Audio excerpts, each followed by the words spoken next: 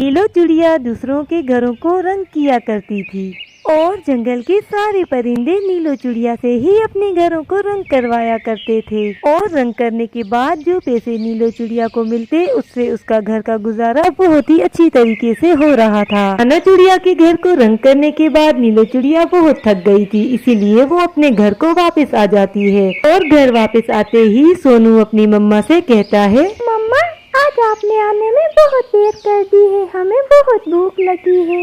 हाँ बेटा, काम बहुत ज्यादा था इसलिए आने में देर हो गई। चलो मैं आप लोगों को कुछ खाने को देती हूँ।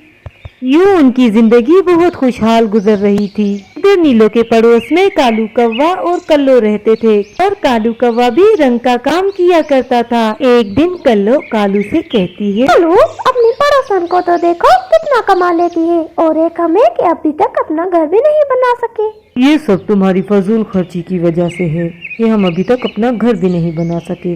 और रही बात नीलो की, तो वो एक बहुत ही नेक और समझदार चिड़िया है। कालू नीलो की तारीफ करते हुए कहता है तो कल्लो तप जाती है। हाँ हाँ, सारी खामियां तो मुझ में ही है, वो नीलो तो आसमान से उतरी हुई है। कल्लो चिढ़कर जवाब देती है और वो दिल ही दिल में नीलो को मजा चखाने का सोच रही थी। उसी जंगल में एक बाज सेठ रहता था और वो एक दिन अपने नौकर उल्लू से कहता है, उल्लू मैंने अपने घर को रंग करवाना है, तुम जाकर किसी अच्छे से रंग करने वाले को ले आओ। ठीक है सेठ जी, हमारे जंगल में 2 रंग करने वाले रहते हैं, कल ही मैं उन दोनों को लेकर आऊँगा।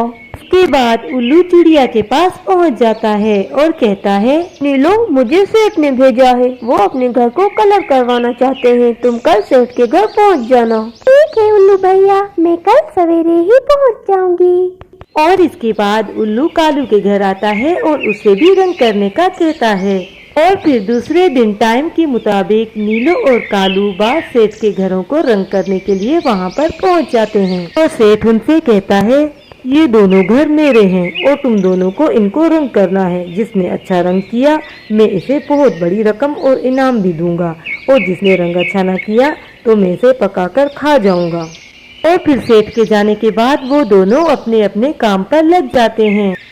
और वक्त पूरा होने से पहले पहले काफी मेहनत के बाद वो दोनों उन घरों को रंग कर लेते हैं। नीलो का किया हुआ रंग बहुत ही खूबसूरत था, इसीलिए उसे पूरा यकीन था कि इनाम तो उसे ही मिलेगा। उसके बाद वो दोनों अपने अपने घरों की तरफ चले जाते हैं।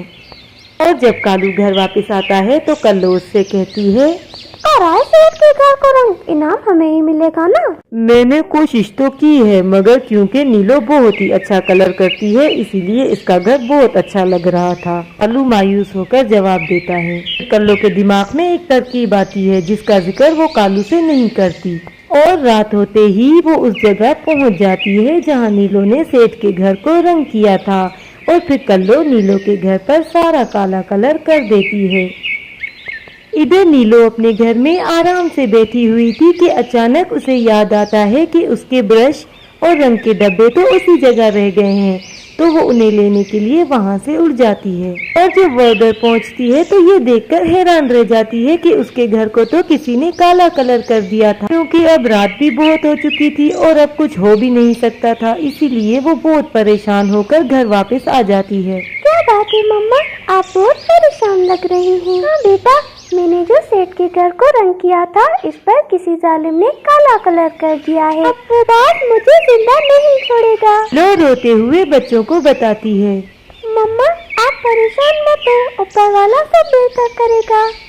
कुछ देर बाद बच्चे तो सो जाते हैं, मगर नीलो को बिल्कुल नींद नहीं आ रही थी और वो मुसलसल रोए ही जा रही थी। ए ऊपर वाले, तुम्हें तो पता है कि मैंने कितनी मेहनत से रंग किया था, किसी जालिम ने मेरी सारी मेहनत जाया कर दी। अब सुबह वो बात मुझे जिंदा नहीं छोड़ेगा। अब तो आप ही मेरी मदद कर सकते हैं। और रात को अचानक बहुत से काले बादल आ जाते हैं और फिर तेज बरसात पड़ती है और फिर सुबह हो जाती है। बारिश की वजह से कल्लो का किया हुआ सारा काला कलर निकल जाता है और नीलो का किया हुआ असली रंग नजर आने लगता है। और कालू का किया हुआ रंग भी बारिश की वजह से निकल जाता है। ये सब देखकर सेठ उनसे कहता है, वाह नीलो वाह, तुमने तो मेरा दिल ही खुश कर दिया। मैं तुम्हें वादे से ज्यादा इनाम दूंगा। और कालू, ये कलर किया है तुमने, मैं तुम्हें बहुत बड़ी सजा दूंगा। सेठ जी, आप कालू को माफ कर दें, इसका कोई कसूर नहीं। इस बेचारे ने तो कलर किया था, मगर बरसात की वजह से इसका सारा कलर निकल गया। नीलो सेठ से कहती है, ठीक है नीलो, तुमने मेरे घर को बहुत अच्छा रंग किया है, इसलिए मैं तुम्हारे कहने की वजह से मैं इसे माफ करता हूँ। और फिर इसके बाद कालू और कल्लो नीलो के घर पहुंच जाते हैं और कालू कहता है, लो हमें माफ कर दो, कल्लो ने ही तुम्हारे घर को काला रंग किया था। हाँ नीलो, मुझे माफ कर दो, मैं तुमसे जलती थी इसलिए मैंने ऐसा किया, मगर तुमने हमें बात से भी बचाया, हम पर बहुत बड़ा एहसान किया है। कोई बात नहीं कालू भैया, मुझे पता चल गया था कि ये काम कल्लू नहीं किया है। माफ करने से कोई छोटा नहीं हो जाता, इसलिए मैंने इसे माफ किया और पड़ोसी होने के नाते मैंने आपकी मदद की।